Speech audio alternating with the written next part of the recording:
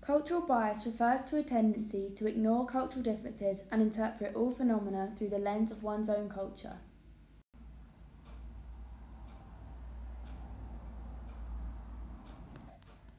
Universality is the extent to which theories and models represent universal human behaviour. A universal behaviour is a behaviour that is performed by every person all around the world. For example, apparently all cultures greet each other by raising their eyebrows.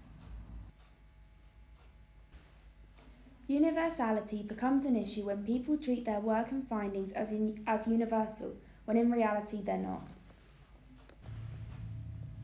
Cultural relativism is essentially the opposite of universality. It is the idea that norms and values, as well as ethics and moral standards, can only be meaningfully understood within specific social and cultural contexts. Cultural relativists are therefore more likely to use an emic approach. This is focusing on a single culture to understand it in a local context. For example, specifically studying the Bedford area in depth so that you can make conclusions about people in Bedford.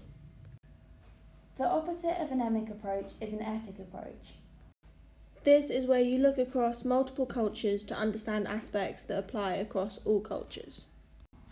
The issue with this approach is that you have to be careful to avoid an imposed etic. This is where a culture-specific idea is wrongly forced onto another culture. For example, in Pocahontas, the British arrived in America and imposed their way of life on the Native Americans, forcing them to wear different clothes and live in a different lifestyle. Imposed ethics are often synonymous with beta bias. This is when differences between cultures are minimised or ignored.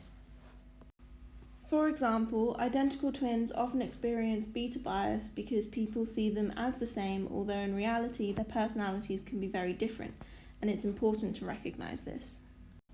The opposite to beta bias is alpha bias. This is when differences between cultures are exaggerated or overestimated.